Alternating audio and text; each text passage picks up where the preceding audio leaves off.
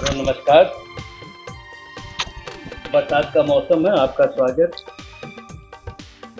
चारों तरफ में धरती हरी भरी हो रही है, किंतु ये बरसात का मौसम कुछ कुछ खतरनाक भी हो उठता है। जितने सारे विषधर जीव होते हैं वो इसी मौसम में अपने बिलों से बिलबिलाकर बाहर निकल आते हैं। ऐसा ही कुछ माहौल इस समय राजधानी दिल्ली का हुआ है। तमाम तरीके के चूहे, तिलचट्टे दूर दूर राज्यों से यहाँ एकत्रित हुए हैं। नीट की परीक्षा और उसके प्रश्न पत्रों के लीक होने का मुद्दा एक बहाना मात्र है। ऐसा तो नहीं कि ये पेपर्स लीक अभी हाल फिलहाल की घटनाएं हों। इनका एक क्रमिक इतिहास रहा है और आप पाएंगे कि उसमें से अधिकांश अभियुक्त तो कांग्रेस की टिकटों पर आगे मंत्री तक बने, शिक्षा मंत्री तक बने।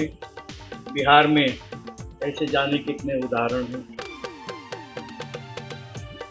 चलिए, ये अच्छी बात है कि राजधानी दिल्ली में इस तरीके का मनोरंजन आपको देखने को मिल रहा है। ऐसा ही मनोरंजन हमें किसान आंदोलन के समय देखने को मिला, CAA के दौरान देखने को मिला। ये लोग, ये जो तत्व हैं इस आंदोलन में जो शामिल हैं, ये कितने गैर लोकतांत्रिक हैं, इसका उदाहरण आप लोगों ने देख लिया होगा। ये लोकतंत्र से सत्ता परिवर्तित करने की क्षमता नहीं रखते हैं, इनका जनाधार नहीं है और ये बेरोजगार भी नहीं है और न ही सारे नीट के परीक्षार्थी हैं। आपने अलग अलग रील्स के माध्यम से देखा होगा कि किस तरीके से 70-80 साल के युवा यहाँ पर जेनजी बन करके आए हुए हैं। कितने प्रकार के आप जिनको अभी तक में असामाजिक कहते थे तत्व वो यहाँ पर उपलब्ध हैं।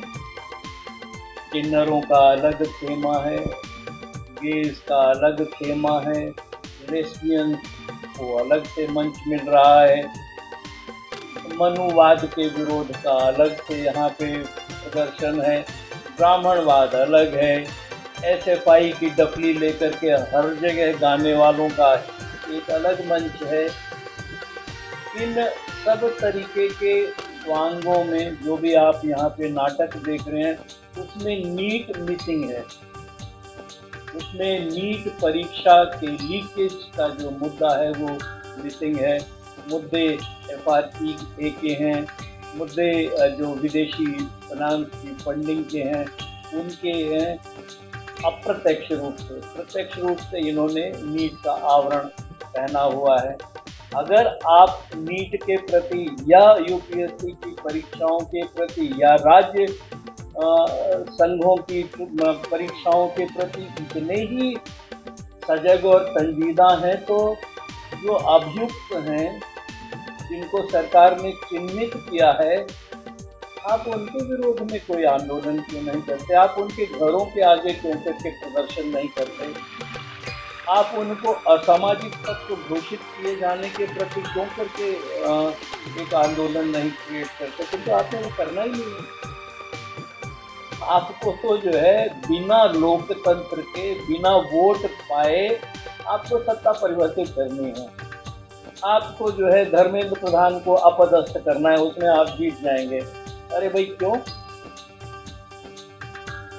आपने बहुमत प्राप्त किया हुआ है, आप सरकार चला रहे हैं। वो तो कोई भी मंत्री रहे न रहे वो प्रेरोगेटिव है, वो अधिकार क्षेत्र है प्रधानमंत्री का। आप अनुरोध कर सकते हैं, आप पत्र चढ़ा करके तो नहीं कर सकते, किंतु आपकी नियति वही है, आप वही करेंगे। और उसमें कुछ तथाकथित पत्रकार नाम नहीं लेना चाहूँगा, क्योंकि आपने बाकी जो निष्पक्ष पत्रकार हैं उनकी तो आप वहाँ पर दुर्दशा कर रहे हैं, और जो आपके संगी साथी हैं वो आपके माइक में, आपके मुंह में माइक घुसेट करके बाइट ले रहे हैं, आप उनके सामने स्वांग कर रहे हैं।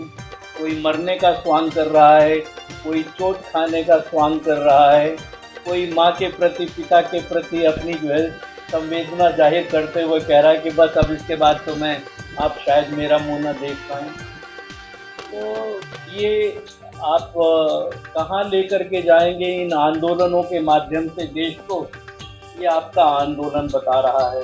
आप जो है वहाँ पर पुलिस को चकमा देने के लिए आप ट्रॉली बैग के अंदर ईंट, रोड़े, पत्थर,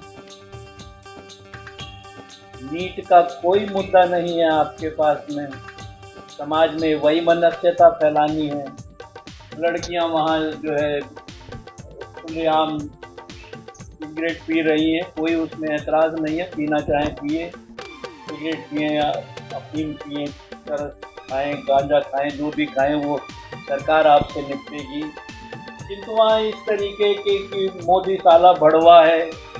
अरे मोदी आपको जो है आपके अंदर क्या कुछ कर दे कि आप उस भड़वे से, शब्द से बच जाएं। क्या चाहती हैं मोदी से आप? मोदी आपकी पिता की उम्र के बराबर में है, तो अगर ऐसी स्थिति है, पिता आपको जो है सहृदयता से सही बात बताने की कोशिश करते हैं, तो वो भी आपका पिता भी भड़वा है फिर।